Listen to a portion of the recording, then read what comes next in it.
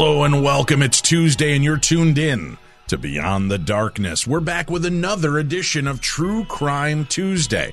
We're going to do a trifecta last week, this week, next week to give the brass at Podcast One a chance to hear the true crime shows and see how you, the listeners, respond to it. And if you continue to download and follow the show, there will be a great chance we will be back with a 6th episode every week. 5 days of paranormal and 1 day of True Crime Tuesday. So make sure that you pass the show on, share it with your friends and relatives, download it, rate it, review it, let everybody know about it. That's definitely going to help the cause for those of you wishing that we would bring back True Crime Tuesday on a regular basis. So again, it'll be last week's show, this week's show, next week's show, and then we'll probably be off for 2 or 3 weeks on True Crime, giving them a chance to assess the situation. But I wanted to give you guys a heads up on what will be going on with that going forward.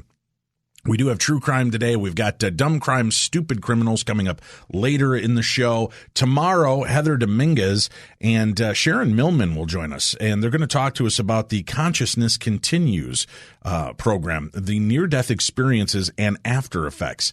It's a book and a documentary that will discuss these real-life situations and what does it all mean. We'll talk about that later on in the week. Friday, we'll be joined by Will Jevning, and we're going to talk about the cannibal giants of the Haunted Valley, the native legend, and baiting and predatory behaviors of Bigfoot. That's going to be on Friday, plus a brand new Theater of the Mind. Joining me in studio, Mr. Tim Dennis. Hey, Tim, good to have you back. Oh, good to be back. 2 days in a row. This is amazing, buddy. Well, let's not get carried away. Well, yeah, I don't want to jinx anything. Well, it's good to have you back. You missed last week's True Crime Tuesday show. I did, yeah. And we missed having you here. Our good buddy Jason Gowan sat in for you. Mm-hmm. And we had a good time, man. There was some just dumb criminals, and I've been looking at the titles for some of the stories later, Tim. Mm-hmm. Don't worry, Florida Man did not let you down. Good. He's definitely back and swinging with more dumb crimes and stupid criminals a little bit later on.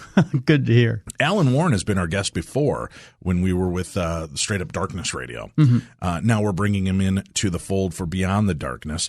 And he has a book called Above Suspicion, the true story of a serial killer, Russell Williams. And Alan Warren is the host of the popular true crime history radio show, House of Mystery, heard in Seattle on KKNW 1150 AM, alternative talk radio, and syndicated throughout the U.S. and Canada. Previously, he was heard on KFNX 1100 AM Phoenix and the Z-Talk radio network. It can be heard online, many different places, from iTunes to YouTube, TuneIn, Stitcher Radio, iHeartMedia, Podbay, Podomatic, and more. You can find a link for the show right on our website with our guest information. So, welcome back to the show, Alan. It's great to have you here with us this evening. What a weird, twisted, freaky story. This Russell Williams, holy cow. Talk to me about this guy. What was he like growing up, and what was his family and personality like? Well, you know, he had a pretty normal upbringing. He was actually born in England, and his father got a job with the Canadian nuclear research plant. So they moved to Canada, to Chalk River, small little community, very rural. And he was about 6 years old at that time. He had a little brother, what was 2 years younger than him, and a stay-at-home mother. And they were upper mid class, did quite well, and seemed like a normal family. Did they have any kind of history of mental issues in their family at all? Mental disabilities? No, actually, the family was, as far as any mental issues or there was no problems. They seemed to function quite well. The kids learned to play instruments. They delivered newspapers.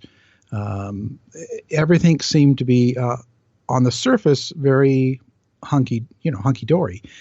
There was one slight little thing that occurred in Chalk River that I don't know that this would be a mental illness, but the parents were involved in a swing club. Okay. So they would put all the kids in a house and have a babysitter look after them, and they would get together in this someone else's house, and they would all swap spouses. Well, that's very progressive of them. This must have been, what, the 70s, late 60s, early 70s? Yeah, actually, that's kind of it. It was the late 60s, and this was all military town there, so it's quite conservative area. So I think that kind of stuck out. That was not a regular occurrence in the day. And if I could go further there, what had happened was when they had immigrated from England to come to Canada, and they were doing their job, at the same time, another couple called the Sovkas had also immigrated, Czechoslovakian, doing the same job. And by the time Russell was 6, the parents had swapped, as in permanently. All right. So wait a minute. The parents swapped, or the adults swapped mates permanently? Yeah, the adults swapped mates permanently. Interesting. And so now Russell's mom is living in a different family, or dad, and he's living with the other parent, and then the parent from the other family. Wow, that is a bizarre situation. Yeah, and it caused quite a ruckus there. And in fact, the father took his new wife and moved to New York. He had to get out of town. And the mother did the same thing with her new husband. They ended up moving to the Toronto area, away from Chalk River, because there was just too much talk. And back then that was considered it was wrong. It was a bad thing to do. Very scandalous. Yeah, scandalous. They didn't want to talk to her. She was shunned out of everything. So not a good thing. And she was running a little business that was on the side of helping children that were handicapped and rehabilitating. And of course, once all this happened, nobody wanted to bring their children to her. Really? So just because she got divorced and remarried, that was enough for them to kind of give her the old scarlet letter and shun her? Yeah. I guess it was. I guess the community just didn't accept it. I mean, she was supposed to be an upstanding wife married to the military. And in fact, I can even add that doing research, what had happened was when she wanted to start her own business, a lot of the neighbors and people kind of shunned her for that, because you were supposed to stay home. Like, who would give up taking care of their family and their husband to go open a business? That was just it was a shun to her husband. It was considered bad. Too progressive for that area. Yeah, way too progressive. Wow. It's like, what, she's not a good wife. Why is she doing that? And then I can say within a year, all of a sudden she's taken up with another guy who's also married, and they're going to get remarried. So it just seemed rather. It wasn't a real positive influence. A lot of upheaval, right? Okay, so there was a lot of upheaval going on in this kid's life. How was he reacting at this time after this marriage swap? Did he start to act up, Russell? Actually, no. He behaved himself quite well. He was good at school, good with the neighbors, continued on life like nothing happened. And it was hard to tell what was going on inside of him, because of people you talk to and people around him at the time all said that he was very quiet, very almost shy, very nice, pleasant, had great manners, but was not outgoing in any way at all. He liked to be around people, but he wasn't the fun kind of guy in the lot. Right. He liked to blend into the background. Exactly. More as an observer and watcher of these events unfolding, as opposed to being an active participant. Yeah, and that seemed to be how he was. And he did take to his stepfather very well. In fact, he agreed to change his last name to Sovka to take his new father's name, and they were considered quite close. Doing the research in here, did you start to find out, was there abusive issues with his biological father at any point? Well, yeah, much later I found this out. I was trying to get to the psychology of this, of why, because in so many of his attacks, he didn't even have sexual assault on mind. He just wanted to tie up the woman, film them, wear their clothing, and beat them. And so my initial thought, and talking to people like Diane Emerson and Ramsland, a lot of these people that do more psychology books and with serial killers, the initial thought was that, okay, well, he has something against his mother. He wanted to abuse a woman over and over again. So that was my thinking. But then right near the end of the book, I found out that he actually was mimicking his father's behavior. His real father would wear woman's clothing and would beat his mother in front of him at age 4 and 5. And so Russell Williams is like a sociopath. So they don't feel, they learn to mimic behavior. So at such an early age, he was mimicking what he saw his father do, thinking that this is how you act with a woman, I would guess. And yeah, because because at first I thought, no, he's obviously out, trying to kill his mother over and over again or something, or some woman in his life. And that's not how it was. It was more a sign of imitation rather than a sign of repressed aggression towards the female in his life. Right. Okay. And talking like even I got a few good insights. Do you know that when you look at it, when he actually was beating and had the woman tied up, and when he was watching it be done to his mother, this might sound weird, but to him, that was the time of control.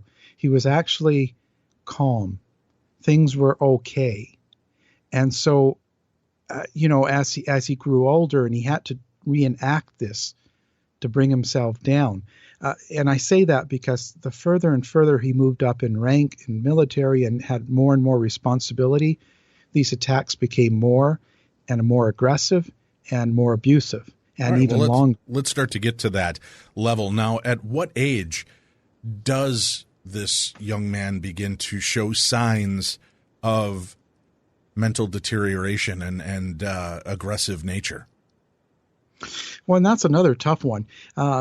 Really, the first is when he's in college. And not even really what he would do was he would play pranks on people and do things that could be considered maybe a little bit mean. But he still showed no signs of, like, he wasn't hurting animals. He wasn't burning places, nothing outrageous. And the first thing we really have is the first assault that he did. Now, was he having regular relations with women at this time as well? Had been dating for a specific amount of time, or by college was he still maintaining his virginity and kind of solidarity and independence? He had one girlfriend in college, and according to his best friend, they got together. They were quite happy, and they were together about 2 years. And they just broke up. Nobody knows why, but they had a perfectly normal relationship. He was in a dorm with 6 other guys, one of them being his best friend, and they did a lot of things together. And again, both him and his girlfriend, who he met in the school band, were very quiet and would always sit in the room and get along with everybody and cause no trouble. So he never had any girlfriends prior to college. That was his first kind of foray into romantic relationship. That was it. And even after that. And in fact, he never had another relationship throughout the college university. And all of a sudden in 1991, he come up to his best friend and said, "I'm getting married." And his best friend said, "What?" It was like a big surprise. Who? What are you talking about? And he introduced him to his now wife, Marie Elizabeth, and they got married that July. And it was it surprised everybody. Now, had he been dating her on the down low for quite a while, quietly, or was this a spur of the moment kind of weird Hollywood movie kind of love affair? Kind of both. At most, the best I could find is they were together maybe 6 months dating. That's the only possibility that we could find. So at max, he was dating 6 months before he had introduced her to Jeff, his best friend, and said, "Hey, we're getting married." And Jeff had never even met her. And you got to remember this, Jeff and him spent every day together through college and stuff. They did everything together, drinking, golfing, everything. Did the former roommate and best friend, upon reflection, start remembering quirky habits of his pal and start to see that maybe some of these red flags always existed, but was, perhaps played off as just joking or weird quirks? And that's a tough one because, again, Jeff says it's that he noticed nothing at all. And in fact, when he bought his cabin in Tweed, Ontario, he invited Jeff out, and Jeff would come out all the time. Didn't see or sense or feel any difference in Russell Williams at all. Thought that he was the same old Russell. All right. Well, Russell gets married. Kind of out of the blue, strange situation unfolds, but love happens that way sometimes, right? He finds somebody, he makes his connection, they get engaged. How quickly after the engagement do they get married? This all happened within 6 months. By July 1991, they were married. Okay. And all outward appearances, what did this couple look like? Well, the first thing they did was they bought a house in Ottawa in a suburb called Orleans.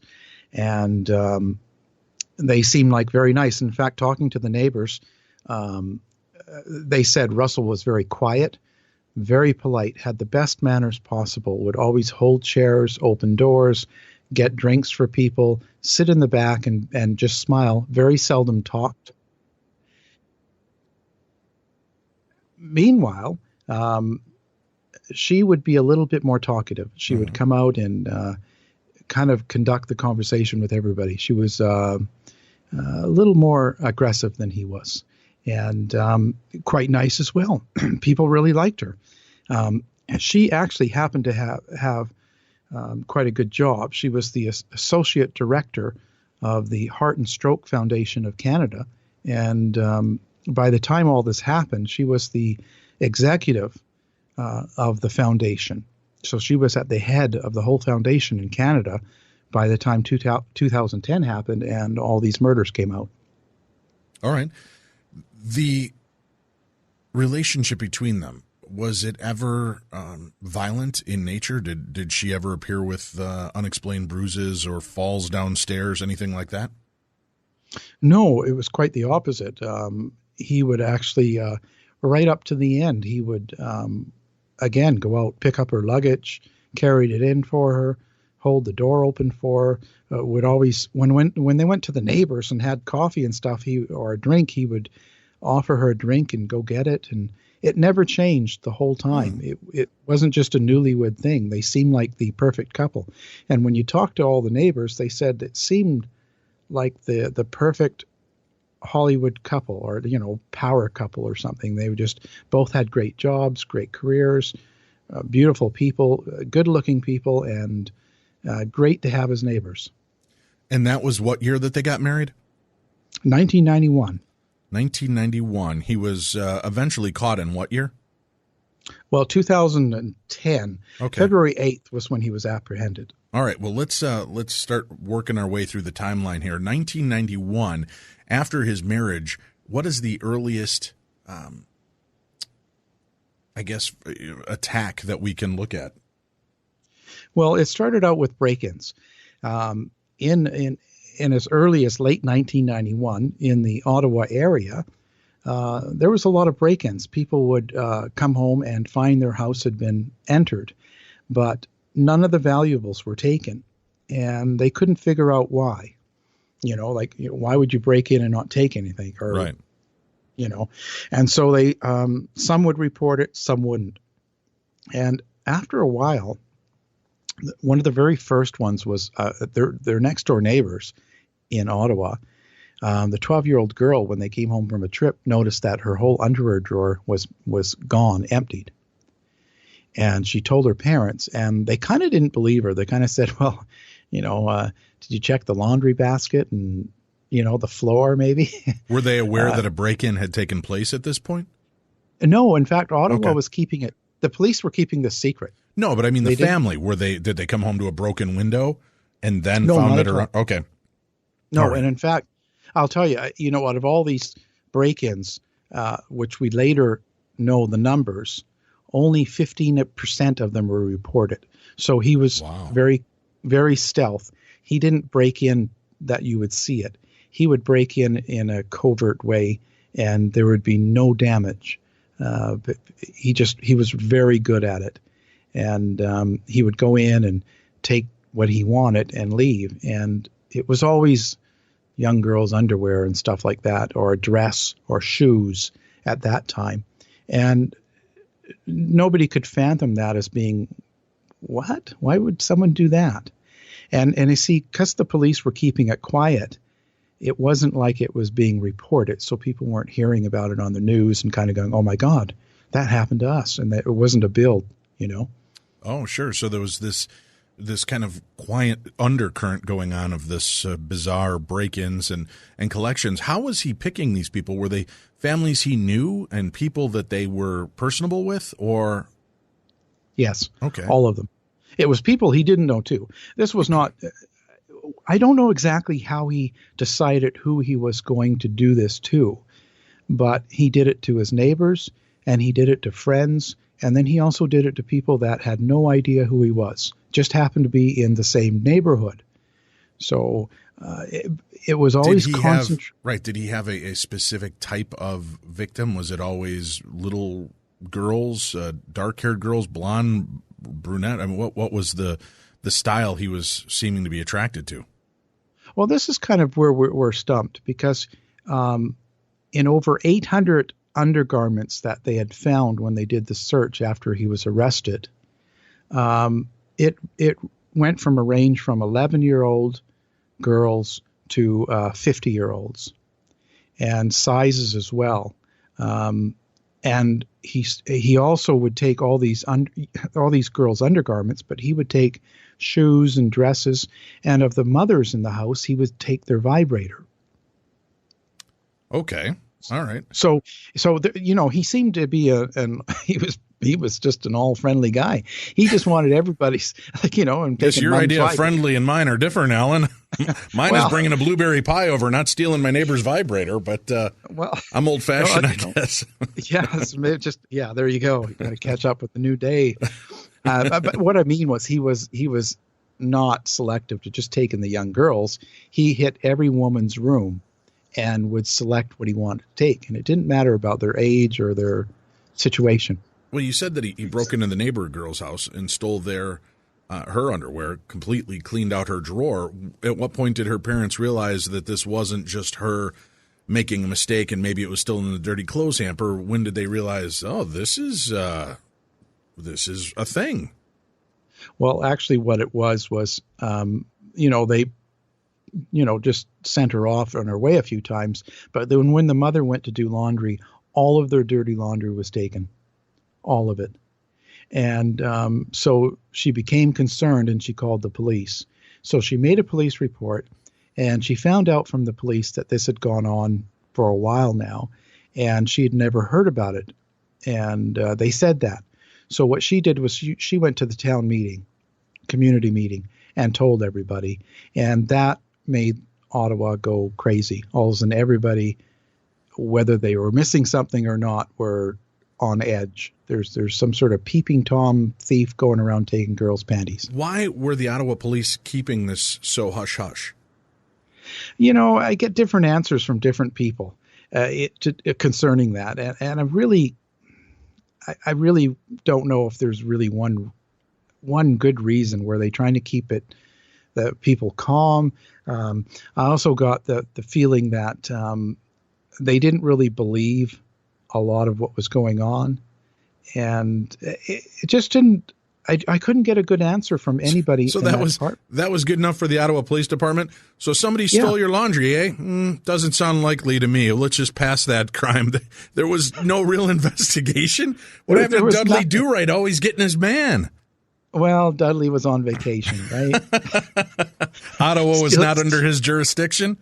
Yeah, he was. He was down in the States getting his man. I guess I really can't.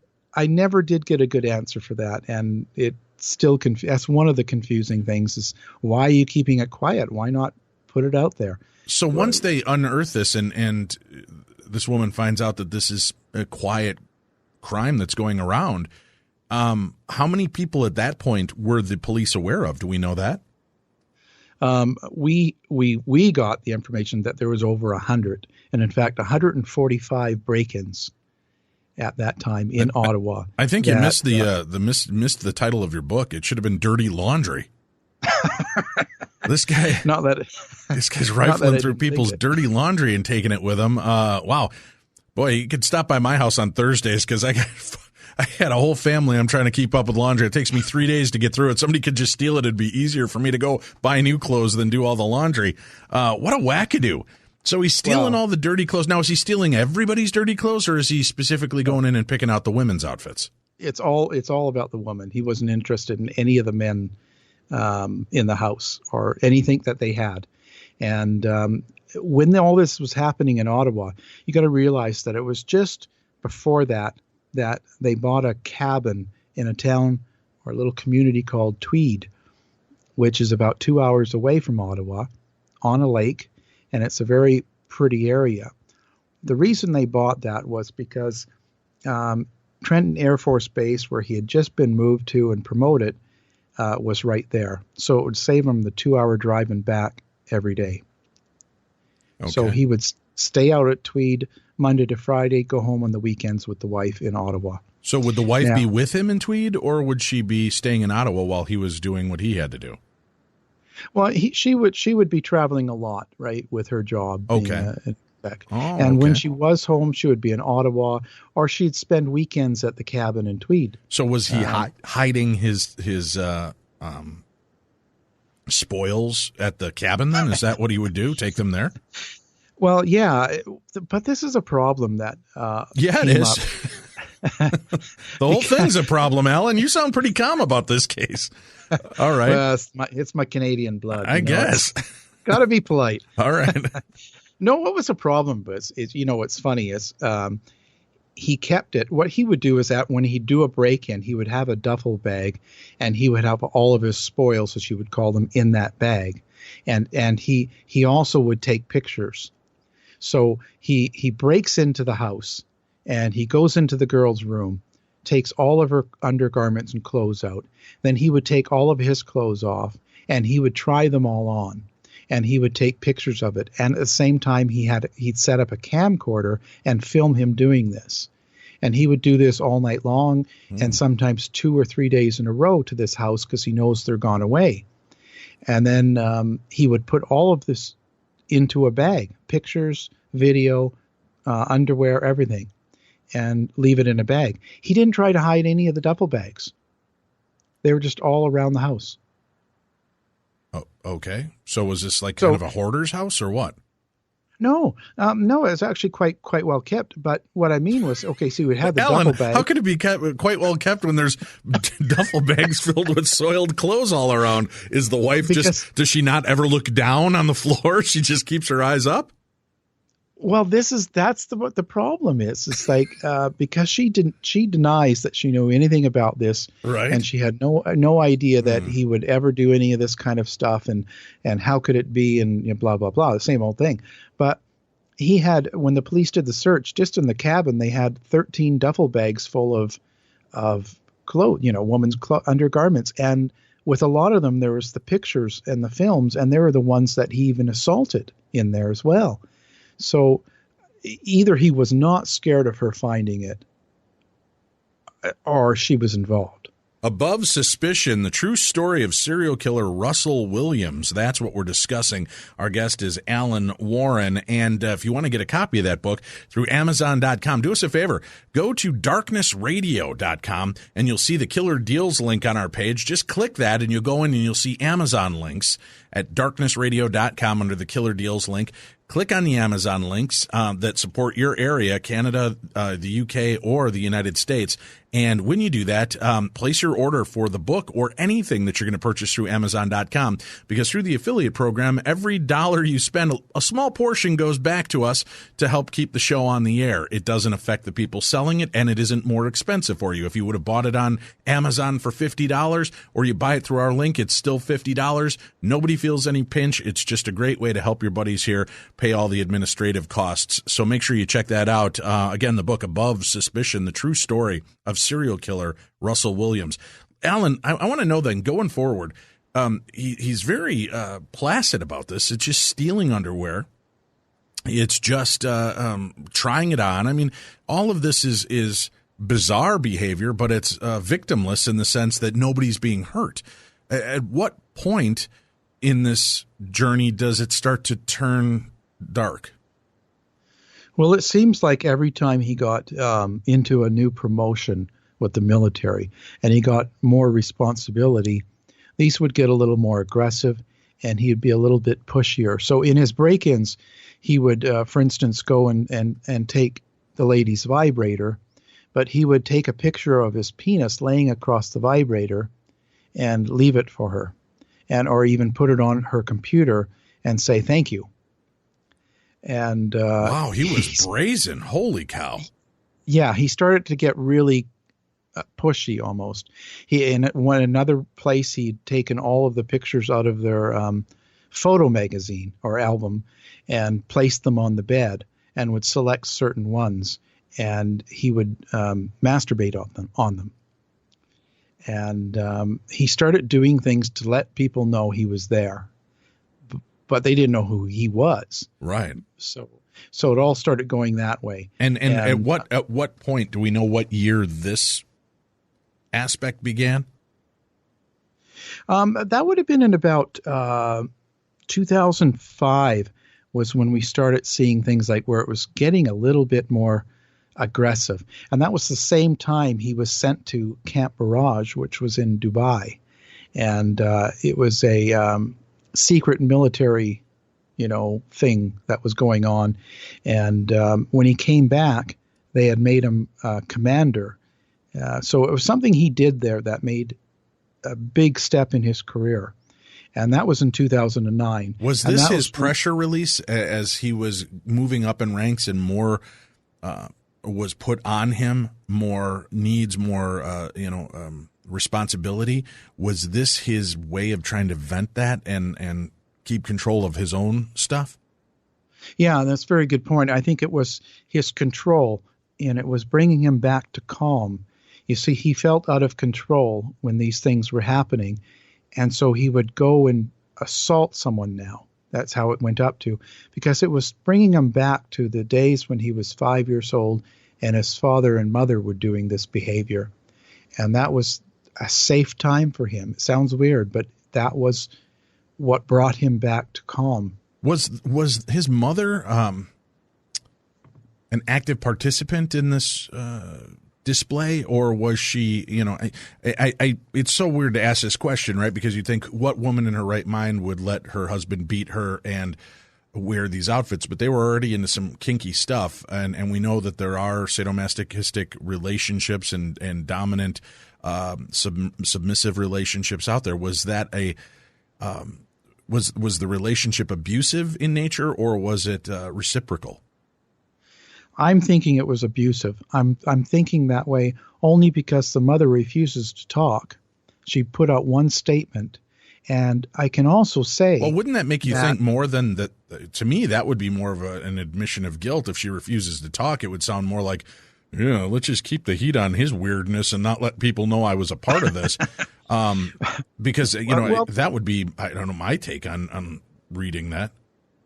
Well, there was a break in the relationship because by 1990, Russell Williams totally stopped talking to his mother and younger brother. They had never spoken again, and that was it. He cut off all ties to them.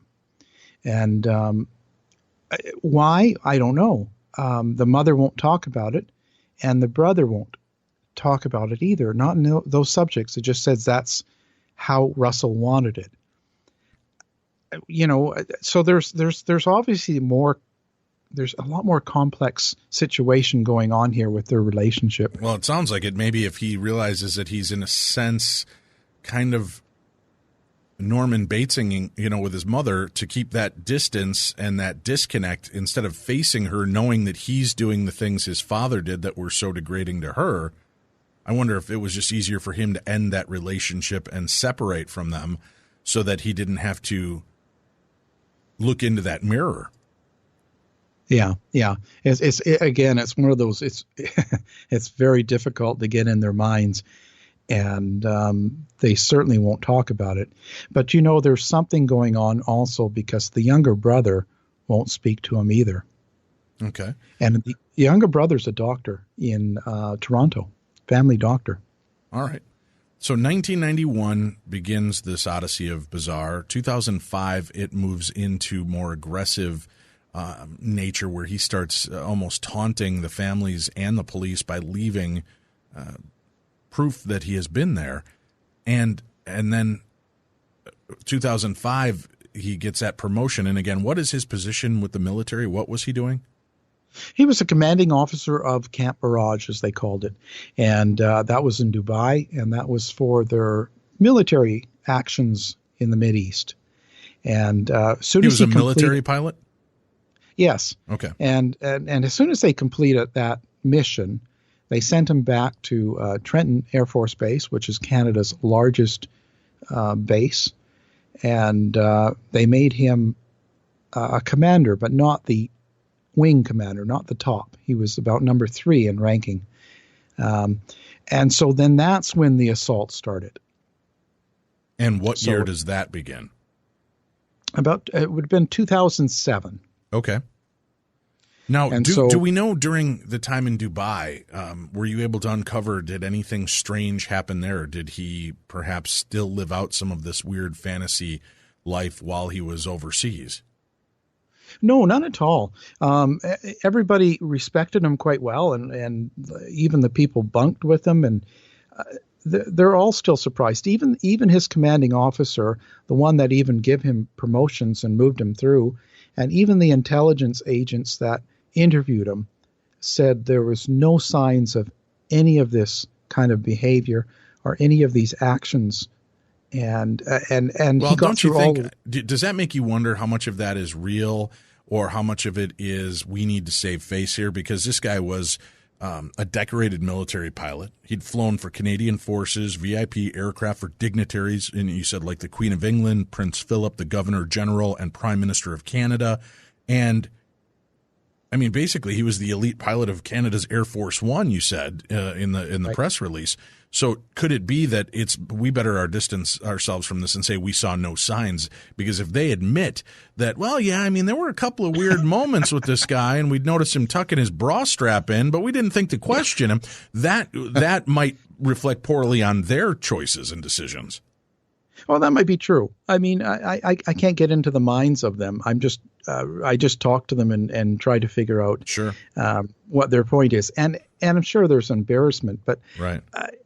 I mean, how long would they let this go? This is another question, because he had so many people that were watching him, because it's like any other high-ranked place. There's a lot of people and checks and balances. So all of those people didn't notice anything. And if they did, why wouldn't they say something? So it leaves that question open. Well, 2007, it now steps up. Is this when he begins physical attacks on women? Yeah, that was his first assault, and that we know of, and that's kind of an open question there, because I have to bring this up. What had happened was, just so you know, back in time a little bit, and I didn't get into this. He was at the University in Toronto in the 80s, and he was studying economics. And his parents were in South Korea for some work duty. Now, he was in the same class as Paul Bernardo. And if you know who that is. It rings a bell off the top of my head. Under pressure, Paul I couldn't Bernardo, tell you who it is, but he sounds familiar. He was big all over. Him and his wife were the ones that would they even tied up his wife's sister, raped her, killed her, and filmed it. on the day after right. Christmas. Right. Their Hamal, and they got put in jail. And he was known as the Scarborough rapist, and he had like 45 of them. They were, boy, take economics in Toronto. They were both in the same class at the same time, doing the same things. What are the odds? That's terrifying. Yeah, so don't take economics at University of Toronto. But what that brings us to is, you see, because after all the fact, and now that Russell Williams has been convicted, Paul Bernardo's lawyer now is turning a lot of the convictions onto him, saying that because they had the same MO, they would tie the girl up. Let's not rush to that point yet. I want to still get through this progression of crimes. Right, you've got now we're understanding that there are 2 active serial rapists and murderers active with similar backgrounds. But 2007, is this his first physical attack? And is it a person he knows or a stranger? It's a complete stranger, and this girl is still unknown because she was underage. Now in Canada, they won't allow underage names to be reported. So, we know who she is, but we don't, if that makes sense. Right. She's given a fake name. And so he assaults this girl. What he does is he sneaks into the house, waits in the basement. And when she's gone to bed and when everything's clear, he would go up to her bedroom, and he's wearing a ski mask. He would tie them up, blindfold them, and remove all their clothing. And that's what he did with her. Removed all the clothing. And what he did with her is he would put on all of her clothing, and he would just beat her, slap her, hit her, push her. And he did that for about 6 hours. And then he took a lot of pictures, and then he took a lot of clothing, and then he left. And that's all he did. That's as far as it went with the first victim. Wow. Was he covering his face? Did he try to? Okay. He had a black ski mask. All right. And so when he would attack them in the bed, he would quite often hit them a few times, or get really violent, rough them up, and then he would tie them up, and then he would blindfold them, and then he would find a chair and tie them sitting into the chair, legs and arms, and completely naked. And then sometimes he would take off his clothes. Like in this instance, he took off his clothes, and he'd set up the tripod and start filming it. And he would take off his face masks for the tripod, and he would smile into the camera, and he would, arouse himself, and he would be assaulting the woman. And then he would try on different versions of her clothing. And he would rub himself against her, and he would slap her. And he did that for, like I said, for about 6 hours. And then he just took the clothing and left. But now he was exposing his face to the camera. Mm-hmm. Okay. Would the woman be tied up face down or something that she couldn't see him when he was removing the mask? No, he would just blindfold her. So she's got to remember. Okay. He blindfold her in the bed, tie her up, blindfold her, sit her in the chair, tie her all up so she's blindfolded, and then he would, perform his activity, and he would leave her that way. He wouldn't untie her or unblindfold her. He would just take what he wanted to go with him and take off. Weird. So it wasn't even, there was the sense of domineering, but it wasn't like he wanted to, by blindfolding her and kind of keeping her tied, it was almost like he was shielding her from it to a sense as well. Yeah, it's a very unique thing that he was doing, especially because he wasn't raping them. He did almost the same thing with the second victim as well, and because he wasn't raping them, it leads you to the question of what was he getting from doing this, and why was he doing it? It wasn't a dominant thing. It wasn't a control thing, but yet he had to have them tied up and blindfolded. Well, that probably safety feature for himself as well, so that he doesn't get scratched, hit, punched, whatever. Wow. All right.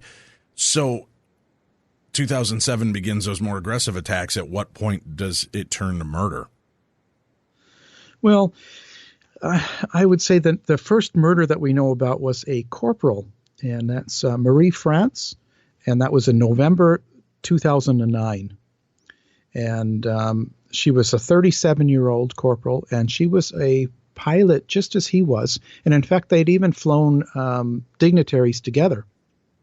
She'd been assigned to his squadron, you might say, quite a few times to do jobs.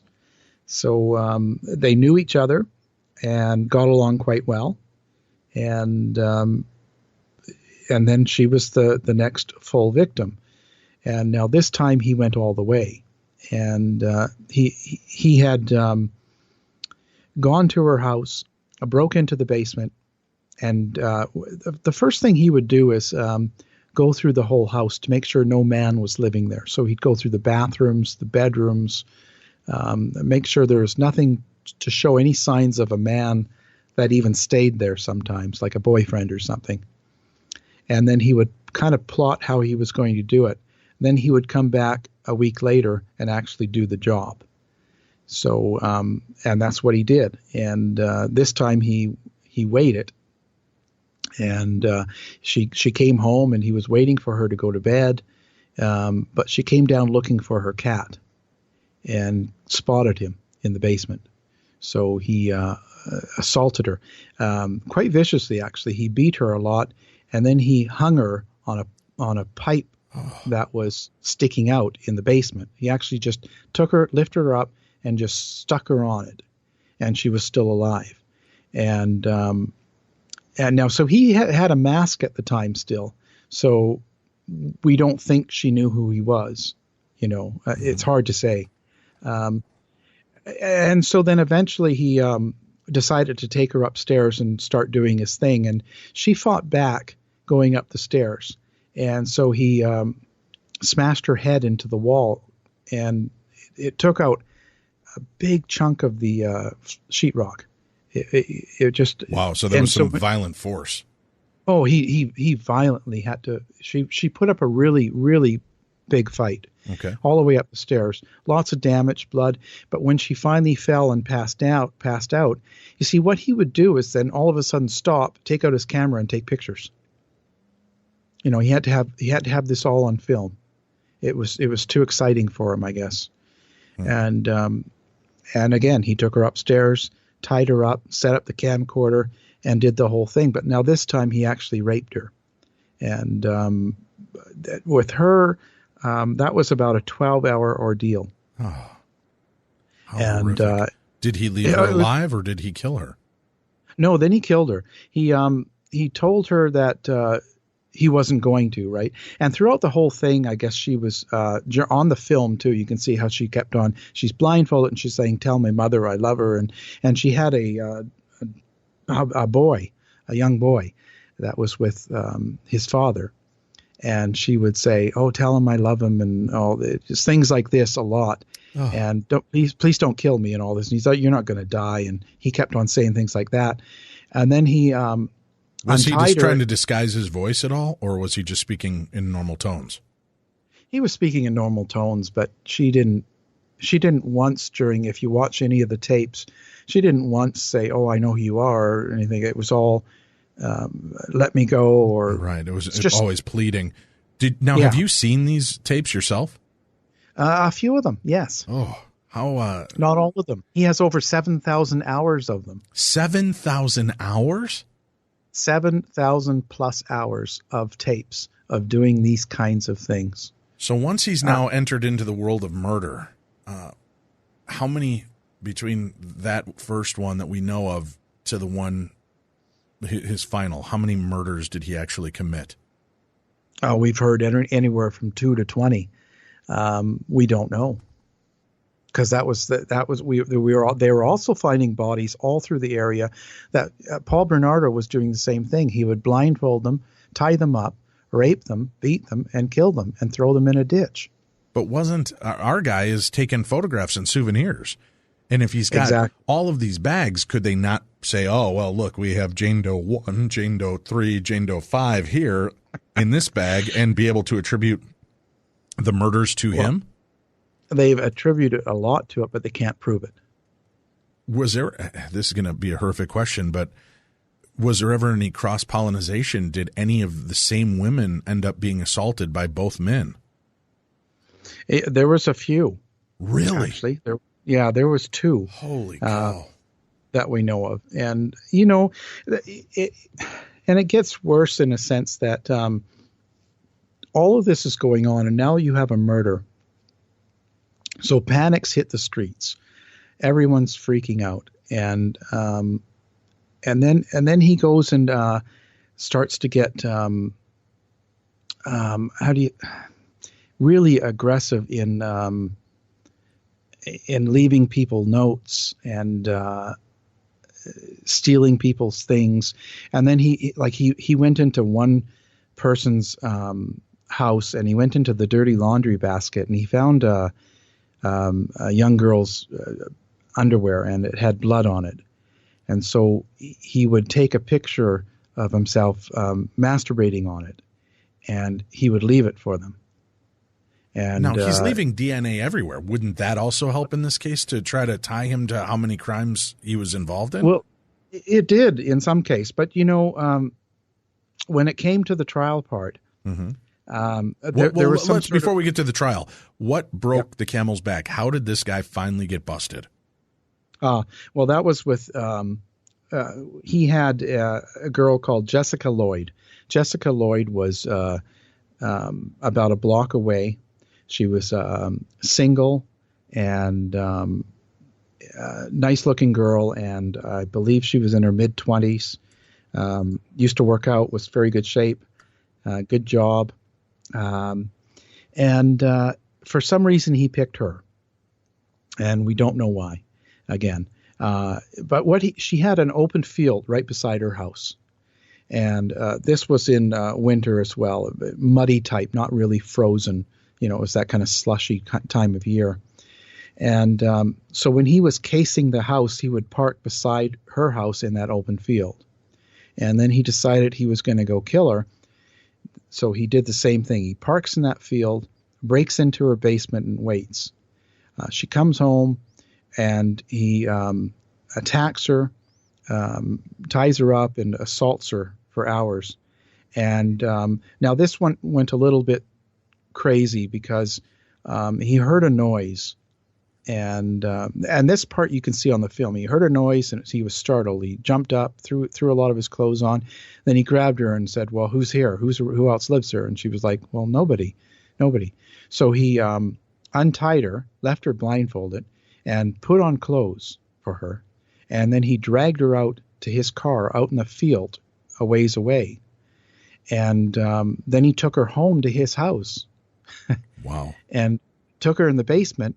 And then he took her upstairs, showered her off, assaulted her again, and then killed her. So, but it just didn't happen real quick. What he did was he took her, showered her, assaulted her, then tied her up. Then he went into work. Oh my gosh. Did his 8-10 hour shift. Then he came home, and then he continued it again for the whole night. So this was an ongoing thing. Right. He had her. And so then, and then he took her downstairs and he killed her, and then he had to figure out what to do with the body. And this is where things went all kind of murky because, not only did he leave blood at her house, his footprints, his tire prints, plus, hers and all this.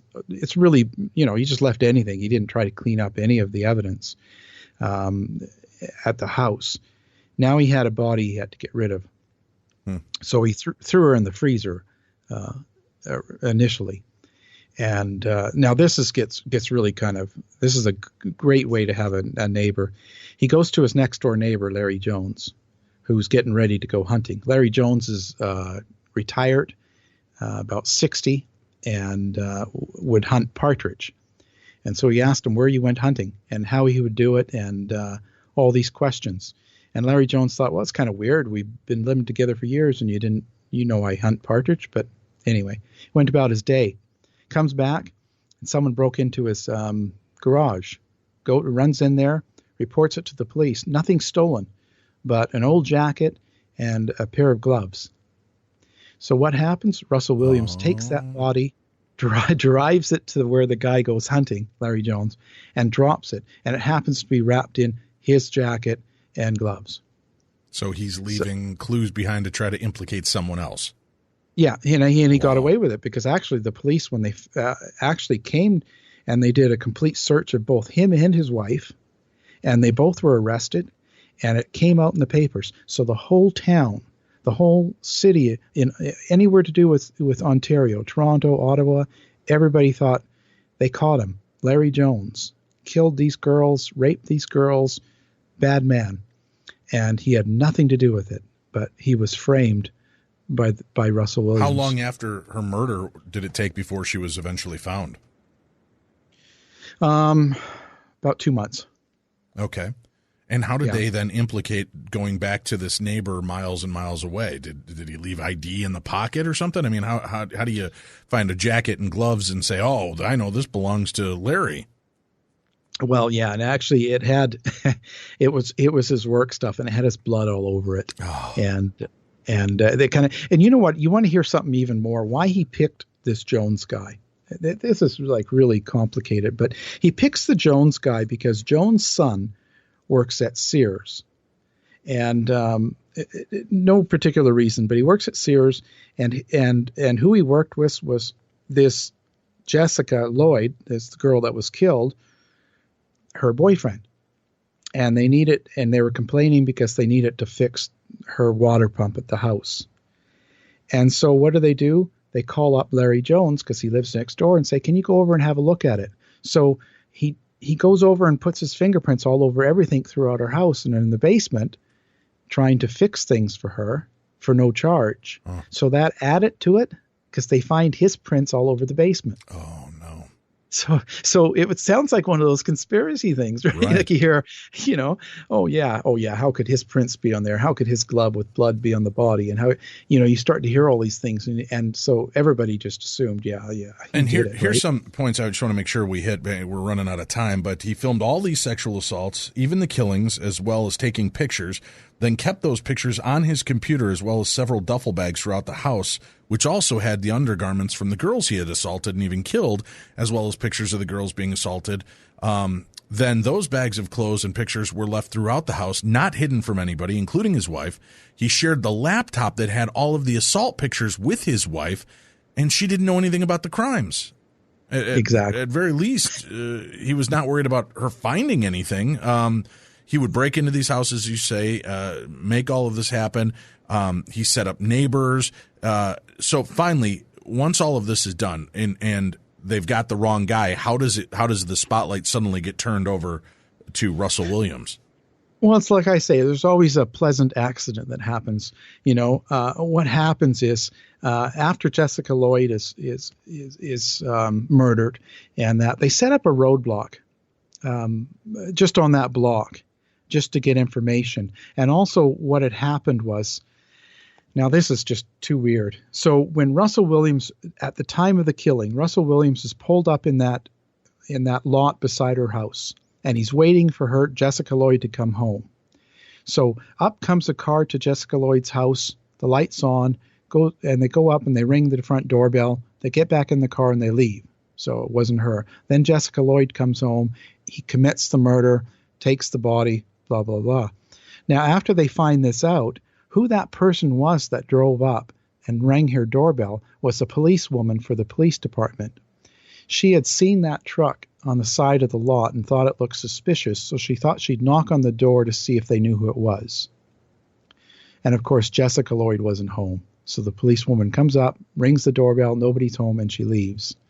So that policewoman gave that information. So they started going through the field, and they found the footprints made by both of them and the tire prints. So then that roadblock was set up, and they were checking cars going by, anybody would fit those descriptions with the tire tracks.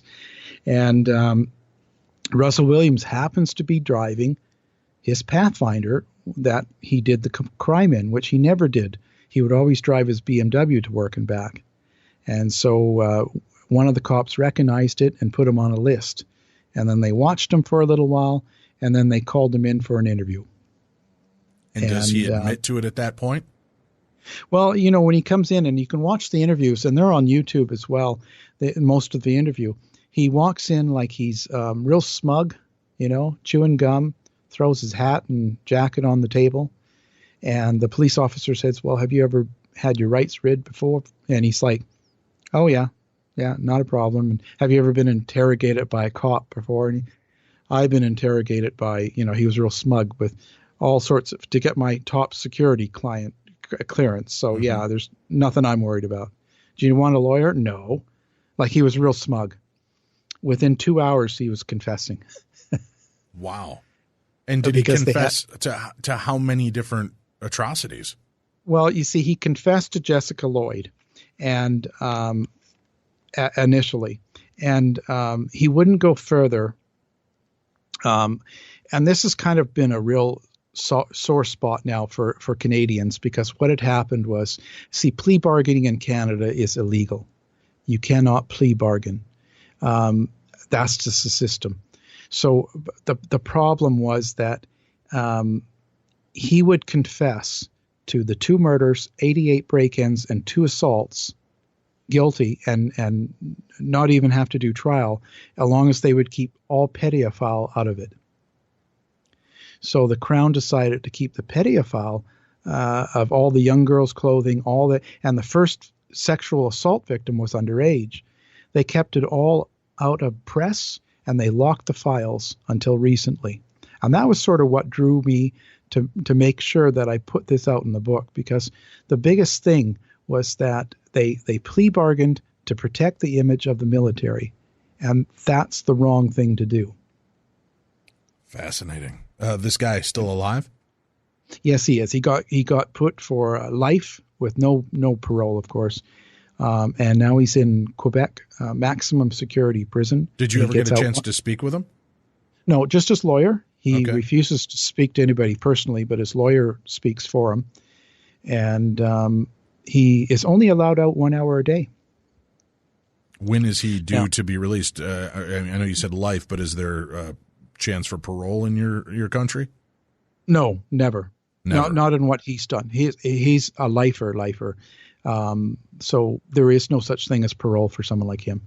He's there till it's done. And you said Paul Bernardo's attorney tried to pin some of the alleged crimes that were stuck to Paul Bernardo onto Russell Williams as well.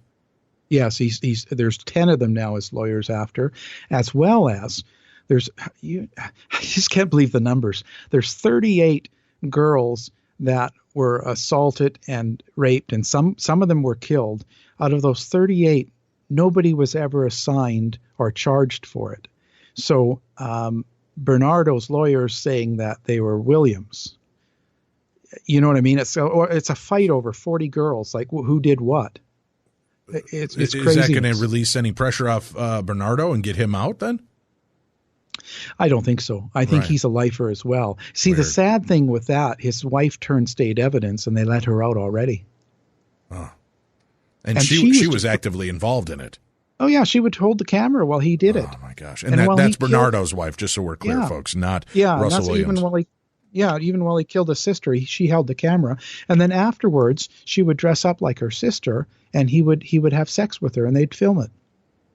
Wow. People are weird. So it's just crazy. So now the fight is, so the military melted all of Russell Williams' medals, burned all of his uniforms, and took away all of his rank. But because law, he gets $60,000 a year till his death for his pension. Why? They stripped him of all of that. That should not be allowed, I would think. I wouldn't think either. So it's been a real attack on the military in the sense of, they did all this, replaced him within a day, and then at the same time got the Crown Council to put a buffer to hide all that for 20 years about his pedophile.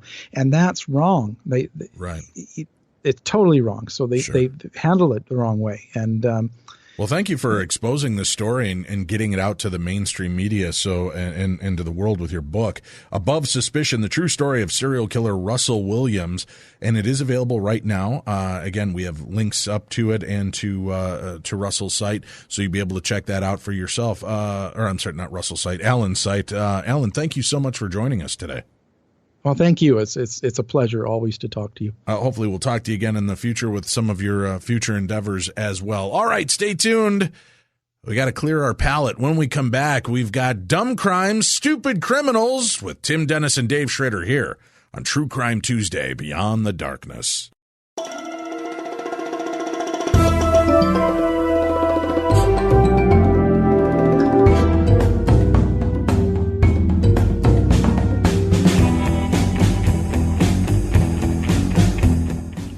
I think maybe I can understand how she feels. And maybe she's right, Culver. It's awkward having a policeman around the house. Friends drop in, a man with a badge answers the door. The temperature drops 20 degrees. You throw a party and a badge gets in the way. All of a sudden, there isn't a straight man in the crowd. Everybody's a comedian. Don't drink too much, somebody says, and the man with a badge will run you in.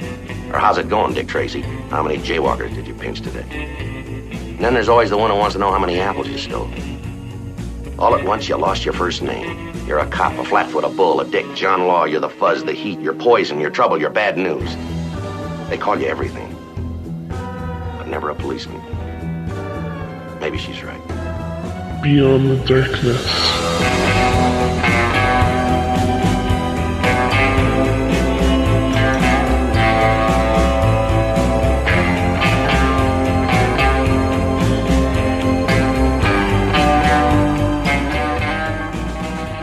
Welcome back. This is True Crime Tuesday. I'm your host, Dave Schrader, my own Mr. Watson, with me, Tim Dennis.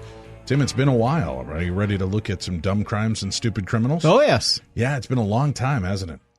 Yeah. Yeah, many months, but I'm glad you're back. We can have a little fun. Florida man, Florida woman, they're out in full force in the last week, Tim. But let's start off with some of our favorite kind of crimes, food crimes. Oh. Yeah? Yeah. Paul Gonzalez's approach to dating, Tim, is similar to that of many men. He meets women online and invites them out to dinner. Well, of course. But here's where he allegedly diverges. According to CBS Los Angeles, 44-year-old Gonzalez has been dining and dashing at area restaurants, leaving behind unsuspecting women he's asked out on blind dates. Uh-oh. CBS reported in August that Gonzalez had left two women to pay the bill after walking out on restaurant dates last summer. One of the women described how he'd eaten $100 worth of food at a restaurant in Long Beach, explaining he had to order 2 entrees because he's a bodybuilder, Tim. Oh, yeah. Before saying he was going to the bathroom. She never saw him again. Now, the man that Grub Street identifies as perhaps the world's worst dinner date appears to have struck again, Tim. What kind of world do we live in when we can't trust our own blind dates that we meet online? I want to know what he's eating for $100. Probably a lot of steak, I'm guessing. If he's a bodybuilder, he needs the protein and the mass. Got to be some seafood in there, too. Could be. A woman identified by WTOL as Beth says she met Dave Gonzalez on Bumble. Well, doesn't that tell you right there? If you're meeting somebody on Bumble, that's usually never a good thing, right? That's like when you bumble, when you're a bumbling idiot. You're kind of awkward, maybe not the right person. Yeah. Well, she met him on Bumble before agreeing to dinner at a restaurant in Pasadena. Gonzalez ordered a glass of Pinot, a Caesar salad with a side of shrimp, there you go, Yep. a steak, and a baked potato, Tim. Oh, very nice. He ate most of the meal before excusing himself to take a phone call, Beth says, but he never returned. A text went unanswered, and his Bumble profile was later removed, Tim. I see. Adds Beth, who soon after learned of Gonzalez's alleged notoriety. She says she wants his disgusting ruse to stop. According to police, Gonzalez has also walked out of a salon, still clad in a smock without paying for a haircut and color. He's wanted on 2 bench warrants as a result of misdemeanor charges, including petty theft. Well, I'm just curious. I don't mean to sound reverse sexist here, but what made it his responsibility to pay for the meal? Wow. It's 2017. Maybe he tried it. He had dinner with her. Maybe she was, we don't know. Maybe she was offensive. I went on a blind date a number of years ago 20-some years ago. Maybe she was offensive. Oh, Tim, I went on this blind date to the Good Earth restaurant over in Roseville, Minnesota, which is kind of a hippy-dippy, earthy food place, right? Yeah. So we go in and we meet there, and I meet this woman for this blind date. This is before the advent of like internet dating, so you're not really exchanging photographs, right? We meet at the restaurant. Mm-hmm. She goes, her first line to me is, "Oh, you're a lot balder than I thought you'd be." Oof. I don't know how you can be balder than you think. You're either bald or you're not. Right. Yeah. So that was her first take. Then we sit down at our table, and as we're communing, breaking bread together, trying to flesh out the situation, understand one another. Right. I'm already getting just horribly icky vibes. Well, in walks a mixed race couple. And this is only 20 years ago, too. Yeah. And fine-looking African-American fella and a little blonde white girl. And they sit at the table, and they're chatting, and it's lovely. They're holding hands. They're gazing into each other's eyes lovingly, and they lean forward for a kiss, and she goes, in a voice this loud. Now, might you be whispering like this if you're talking about something? Sure. Like, oh, geez, Tim, look at that couple, right? That might be the way you talk at a restaurant. This is the tone of her voice.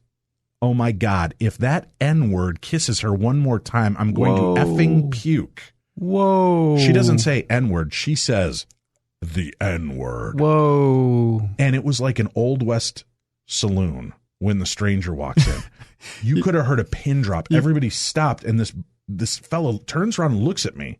Jeez. And I sat there shocked. And I'm like, and then she follows it up with, and if those two fags across the bar get any closer, I'm going to talk to the manager. Yikes. So now, do you see the other side of this? That could be it. Yeah. I politely at that point retreated, and I'm like, I got to go. I need to leave. This is horrible. She goes, well, you said we were going to dinner and a movie. I'm like, no, I'll pay for dinner. We got to end this. And she's like, well, I came all the way out here. And she goes, I'm sorry if I hurt your feelings when I called you bald. I mean, you're not the most unattractive man I've ever seen. And that was her tone. And I'm like, holy cow, this is horrible. This was an honest to God blind date. You went to dinner with Jackie Mason. Look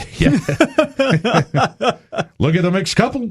It was horrific. So without knowing the true story, and we don't know, maybe this guy's been on 100 other dates where he paid. Maybe the person that he was with was horrible. And he just was like, I'm going to take a call, and he exited. But then, okay, the haircut and the color, the barber was horrible too.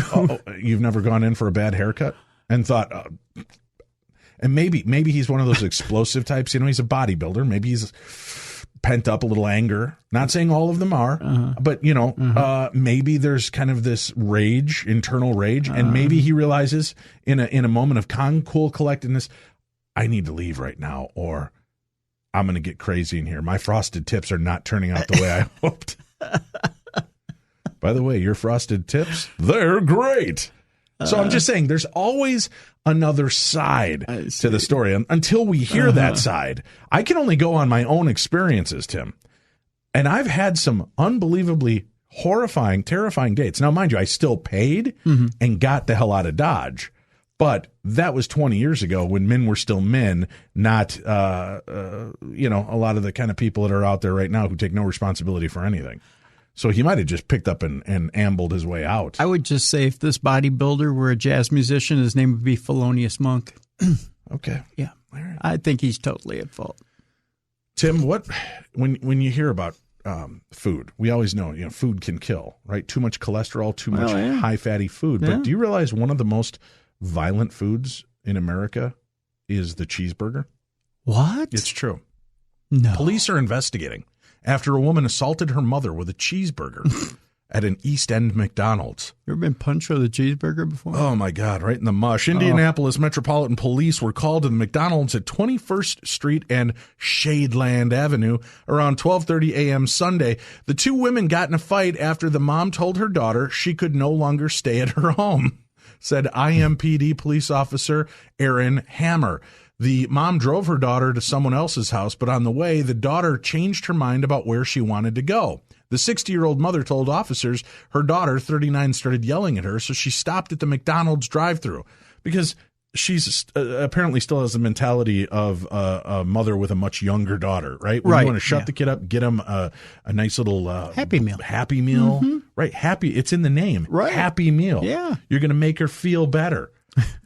Have you and I? You know I have issues with the Golden Arches. Yeah. And my worm nuggets. Yeah. And I've sworn it off. I went back. I'm not going to lie. I went back for the chocolate and Shamrock Shake mix. Yeah.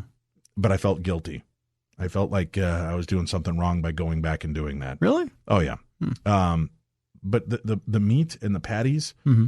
First of all, I don't know how you could assault somebody with a standard cheeseburger. Well, that'd be like hitting somebody with a maple leaf. You got to double it up. Yeah, it's just a maple leaf. There's no weight to it. It's floppy. It's greasy. The most you're going to do is maybe cause an acne outbreak where you slapped your mom in the mug. Fold it like a catcher's mitt. Yeah. After stopping in the parking lot so other passengers in the car could use the bathroom, the mother told police her daughter said she wished her mom would die. Hammer said. While her daughter was seated in the front passenger seat, she took a bite out of her cheeseburger, Hammer said. The victim stated her daughter yelled, "Bitch, I ought to kill you." Yeah. And hit her in the left side of the face with her hand and the cheeseburger. Take that. Are you advocating violence towards mothers with cheeseburgers? Well, Tim, they're going to be protesting outside maybe your house. she was offensive. The mom told police she had pain on the left side of her face, and officers saw that she had ketchup and mustard down the front of her shirt. Pickles, ketchup, and mustard were splattered across the interior door of the car. Yeah. The mom's face was red and swollen, Hammer said. The daughter got into another driver's vehicle and fled the scene. Hamburglar, upside your mug, Robble. So there was, do you think they had like Dexter show up and he's doing the blood spatter testimony to see where the mustard and ketchup landed? And obviously she swung with the left from a lower blow up because of the blood splatter, the ketchup and mustard splatter. Right. Yeah. That's weird. That's weird. Well, Tim, Florida man's at it again. Oh, good. And I kind of wish we could play the story because it's one of those kind of tales as old as time, Tim. Songs as old as rhyme. I don't know what the Beauty and the Beast song is, but this is a tale almost worth telling. I'm gonna magically. Do you know which one of these are the? Yeah, it should be up on the board already. All right, let me see if I can get the audio to play. It's fighting me. It's fighting me. Here, let's see what we got. Let's go. Okay, let's see if we can get it to play. I think you got to unmute there. I thought I had. Oh, okay. Magically, it remuted because I'm not a techie, Tim. This is why you're needed around here. I see. Let me see what we got. Okay. All right. Ready? Oh, here we go. Here we go. All right. A Florida man. Okay, here we go. This man is a fool, bro. A Florida man has learned the hard way that the middle of a street is perhaps not the best place for a pancake breakfast. Stephanie Allen, and this is Orlando Sentinel News Now. Lakeland police said they started getting calls about the pancake prankster about 10:50 Tuesday morning from drivers nervous he might get hit. Lakeland Police Department up at 508. I've got a problem, or you guys got one before somebody gets ran over. There's two guys sitting at a table in the middle of the crosswalk, in the middle of a green light. Yeah, that's it. The audio is cutting out on me on this. But basically, let's just go to the story, and we'll do it the old-fashioned way, Tim. Okay. He pulled up a chair to a portable table and poured syrup all over the golden pancakes upon his plate, Tim. Maybe we should do this as a theater of the mind. Oh, yeah. He wore patterned green pajamas and fuzzy trimmed slippers. Well, he's a dapper man. You got to give him that, and was set to enjoy breakfast. The only problem, he was in the middle of busy Central Florida street. Ooh. Lakeland police say they got a call Tuesday about 10:50 a.m. about a man sitting in a chair. Eating pancakes. Yes, well, that's what I was saying. That was weird that it just turned itself back on. I muted it, and he was eating pancakes. It will not be denied, Dave. No. There's He was just chowing down. He had a bottle of syrup and pancakes and what appeared to be bacon and scrambled eggs on a plate in front of him. So good. He was chowing down, so it's kind of like the lumberjack meal, Tim. Yeah. There's a gentleman sitting in the middle of the road with a folding table, eating, just sitting in the middle of the road, eating with a chair and a folding table. This guy's a bit redundant. Yeah. A man told the 911 dispatcher. And disrupting traffic. Yeah. I'm with you. She just keeps jumping in. You know, I gave you a chance, sweetheart. Your audio is spotty. I turned you off, but you just keep turning me back on, if you know what I mean.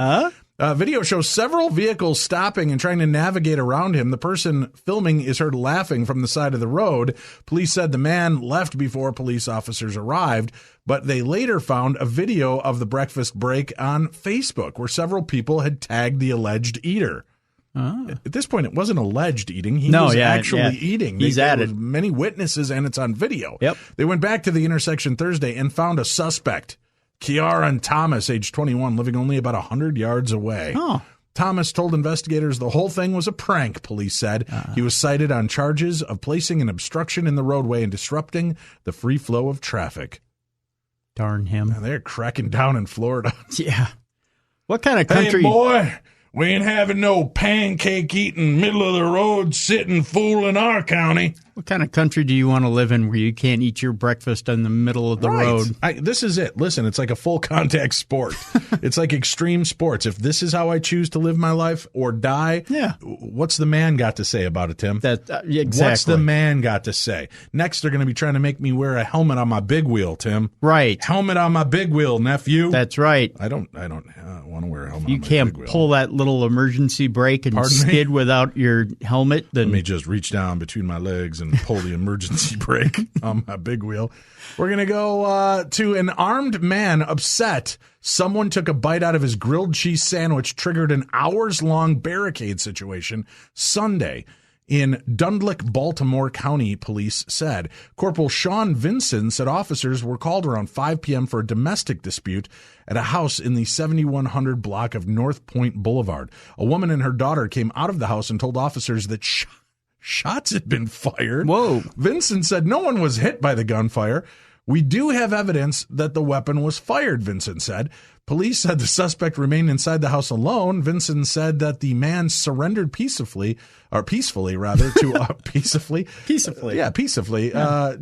around 8:50 p.m. Our negotiation team spoke with the man and eventually talked him into coming out of the house and surrendering peacefully. Vincent said it turned out that the man got upset over someone in the house who took a bite from his grilled cheese sandwich. You know what I need to do? I need to start collecting these stories and bringing them home to my family. Yeah. Because when my kids think I'm a little too harsh because I go, who ate my last Twinkie? Dad, you're so negative. You bring the vibe down, Dad. I didn't shoot. Yeah. And you ate my Twinkie. Yeah. If ever there was a time to shoot. I tell them someone's taking a bullet for this. Yeah. See, that could be negative. It's compare and contrast. Right. I just show the kids what could be up to That's right. Just put the article right there in their lap and say, this could potentially happen to you. Ooh, Tim, that sounds like a terroristic threat to me. No. I'm just saying, you could live in a harsher world. You live in a great world. That's what you're showing them. Yeah. Yeah. You're right. Yeah. All right. I'm with you. Yeah. Let's go from food to spirits, Tim. Okay. Yeah, because nothing goes better with pancakes in the middle of a Florida road than some ill-gotten gained liquor. Like gin. Yeah. Check this out. You remember that old TV show where you would have 2 minutes to race through the grocery store and grab what you felt were the most expensive and important food items? Yeah. And then you would use those items, and whoever tallied up at the most got to keep those food items? Yeah. Check this out. Okay. 2 Florida women stole 22 bottles of liquor valued at $2,450 in less than 10 minutes, police said. Wow. How did they pull it off? 2 words. Big purses, Tim. Okay. Police are still searching for the woman who pulled off this liquor larceny back on February 8th. That would be a great name for a game show. Liquor Larceny with your hosts, Dave and Tim from Beyond the Darkness.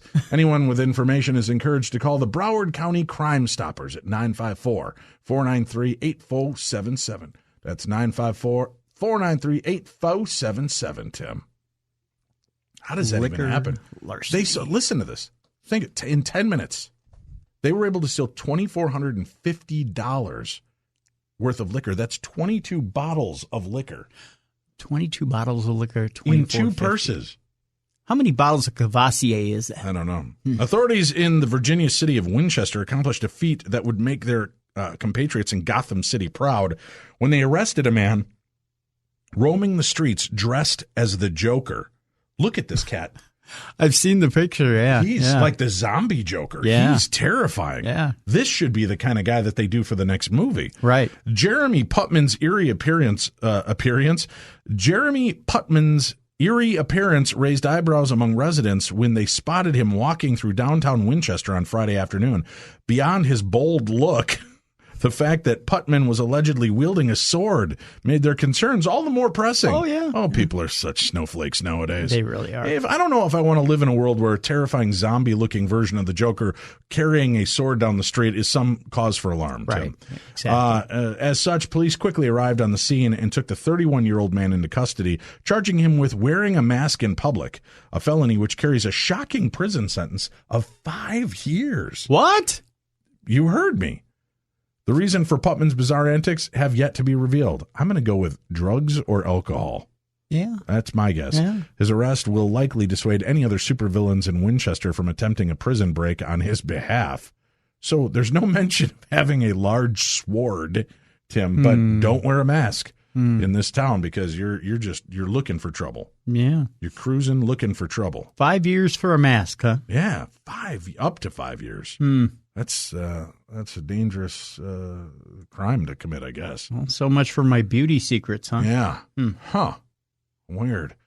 Let me see. Here we go. Here's an interesting kind of a follow-up to our true crime guest, right? Yep. We're going to go to South Charleston, West Virginia, Tim, Okay. where a 21-year-old West Virginia man was charged with sexual assault after he admitted to a date rape while interviewing for a probationary police officer position. Awkward. Hey, he's honest. Got to give him that. During a pre-employment interview on February 8th, Tyler Ray Price confessed to an officer that he had sex with a woman after going out drinking and recorded the encounter on his phone. WCHS reports during an interview with the woman on February 23rd, police learned she did not consent to the sexual encounter and had no knowledge of a recording. Price contacted the woman after the interview and confessed to the crime. Police say he's being held on $25,000 bond. I'm guessing you didn't get the job. No. That is very strange. Yeah. Wow. I'm coming in for this. I do think I should come clear. I probably committed a date rape and videotaped it. I don't know if that's going to weigh against me for the job. Yeah, a little bit. It might. Yeah. This isn't a crime, but this is one of those stories that just popped up from a listener, and I felt we should mention it. DeKalb County, Alabama, a mother and her daughter died in separate car accidents along an Alabama highway Tuesday afternoon.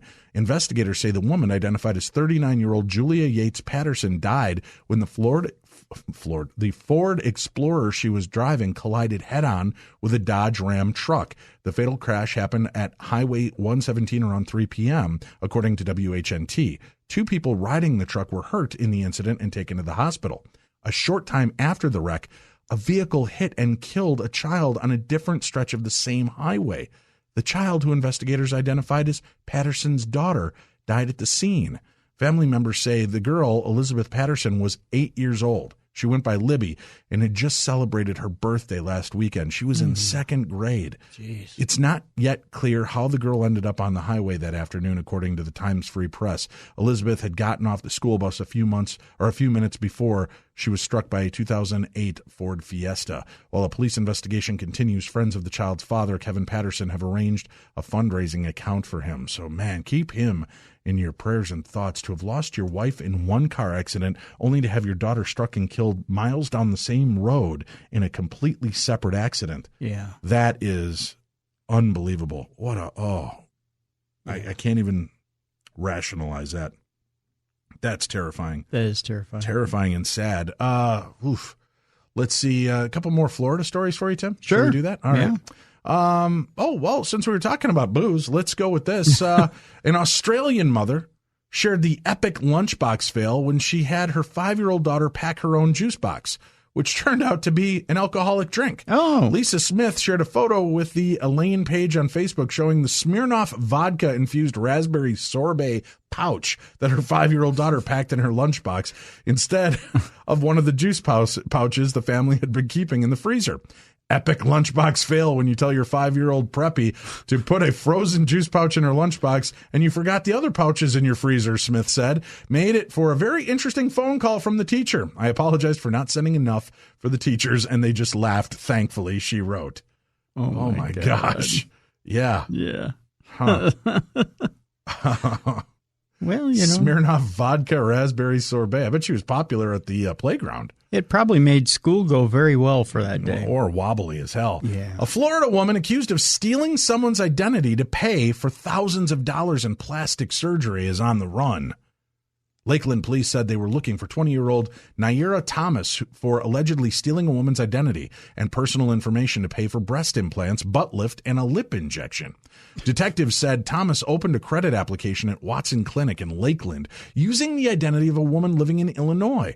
Police said the suspect had a fraudulent Illinois ID with her picture on it. Thomas had 2 procedures done on separate occasions. On February 20th, Thomas underwent surgery for breast implants, liposuction of her flanks, and the fat from the flanks were placed into her buttocks. According to a police report, detectives said the suspect also received 1 cc of Juvederm in her lips. Jeez. Good gravy. The total cost for these procedures, $11,025, Tim. Wow. Detectives said they located a Lake Wales address off a credit card application report and identified Thomas as the culprit. Police are currently looking for the suspect. She faces a slew of charges, including grand theft forgery and criminal use of personal ID. Well, she's going to look good in prison, that's for sure. She's 20. What does she need all that surgery for? I don't know, Tim. I don't know. Wait till you're 40, at least, then go get it. Cops chased the young man as he ran off into the crowd, leaving his bag of pot behind. He took off his shirt, ran into the ocean, and swam back and forth along the beach, ignoring orders to give up until 5 lifeguards swam out to intercept him. What is this, Baywatch the movie? He would try to fight them all before sinking into the backseat of a patrol car, Tim. The allegations outlined in a police report of the March 12th arrest are but one example of the antics leading some beachgoers behind bars on this year's spring break, which lasts through April. Yes, the days of Fort Lauderdale being a spring break mecca that drew hundreds of thousands to the beach may be over, but it's still a spring break destination, even on a smaller scale. As such, there are still flare-ups here and there that earn some of the more unruly and unlucky beach patrons a trip to the clink, Tim. The incidents are detailed in arrest reports. They included a 25-year-old Pembroke Pines man who slapped the left rear quarter of a police horse named Commander. Ooh, Commander. You can't do that. After officers told him and a crowd of their unruly revelers to clear the area. Drunk as heck was how the man was describing his own disposition. There was also the 19-year-old Indiana woman who hit a police officer in the back of his head after being challenged to do so by her friends. Jeez. Or the 21-year-old Fort Lauderdale man who tried to get away after being part of a brawl, but was thwarted when he ran into the side of a police horse. Fort Lauderdale police said that between the period of March 1st through the 13th in the beach areas where the spring breakers congregate, a total of 15 people have been arrested, 16 issued citations. Updated numbers for the period since then are not available right now. Police say these are the exception, not the rule. I can tell you that's not what we generally encounter, said Fort Lauderdale police. To be fair, it's not clear if all those arrests were spring breakers, as police said they don't record whether each arrest on the beach is a bona fide college student on break, but they are the arrests that have been happening on and or near the beach during spring break. And while it's still too early to tell if this year's season will be more crowded or incident prone than recent years, videos of fighting and beer chugging were featured prominently in at least one news report. The report, which appeared on dailymail.com, the website of British tabloid, features photos and video footage of, among other things, a young man pouring beer on a young woman's rear end, with another young man kneeling down behind her and appearing to drink the beer. A butt beer. Why do you say that with such authority? Well, I first discovered the butt beer in college, not personally, but I heard about it. from someone who is in a fraternity. It's a hazing initiation. Are you drunk? A fraternity. And it's very disturbing. Huh. Yeah. I don't know if you're familiar with the initiation. No, I was part of a nerd fraternity, Alpha Epsilon Rho. All we had to do was attend meetings. That was as deep and dark as our history went, Tim. You know this. Yeah, the butt beer is very disturbing, Dave. Oof. It's essentially it's not as pleasant as what that story makes it seem. Is it Butt Light? It is, but no, it's very heavy on the yuck. Yeah, icky. Well, that's it for this week's Dumb Crimes and Stupid Criminals, my friends. Thank you for tuning in. And tomorrow we will be back. We're going to take a look at near-death experiences and the after effects with Heather Dominguez and Sharon Millman, who is a multiple near-death experiencer, a participant in Heather's project and in the book and the docuseries Consciousness Continues, Near-Death Experiences and the After Effects. That's what we have on tap tomorrow. Remember, I'll be back hosting Coast to Coast AM, the best in overnight talk radio, on April 8th. So mark that on your calendar. And I just hosted this past weekend. So if you'd like to be able to keep up with all the episodes I've done over the last 4 years, go to coasttocoastam.com. You can get a subscription there. For a 1-year subscription, breaks down to 15 cents a day, gives you access to 5 years of past archives. And remember, that's 7 days a week. So there's a lot of great content on there that you can check out. So go check that out and make that part of your world. April 8th, again, is when I'll be returning to Coast. But tonight, George Norrie has a great show. Laura Caldwell is the founder and director of Life After Innocence at Loyola University Chicago School of Law and the author of 14 novels. Leslie Klinger is a best-selling author and practicing lawyer, and the two have combined their expertise to explore the subject of wrongful conviction, which is happening with increasing frequency. So they've got their own True Crime Tuesday going on Coast to Coast tonight. In the second half, educator and poet Lisa Smart founded the Final Words Project, a study devoted to interpreting the mysterious language at the end of lives. A person's end-of-life words often take on an eerie significance, giving clues about the fate of the human soul. Check it out. You can find stations and more to listen to Coast AM with George Norrie by visiting coasttocoastam.com. Special thanks to KNSIRadio.com in St. Cloud, Minnesota for being our home for the podcasts and my home for Coast to Coast AM. Also special thanks to Alan Warren, our guest, True Crime Tuesday. Remember, Above Suspicion, the true story of serial killer Russell Williams. If you make that purchase, go through our Amazon Killer Deals link. You can find it now, even easier, just at darknessradio.com. Click on the Killer Deals link and you'll find all of the Amazon links. Make sure when you make those purchases, you do them through our links, and it goes a long way to help us with administrative costs and keeping the show as inexpensive as we can for all of you. For Tim Dennis, I'm Dave Schrader. You've been listening to the best in paranormal talk radio on a True Crime Tuesday. This is Beyond the Darkness.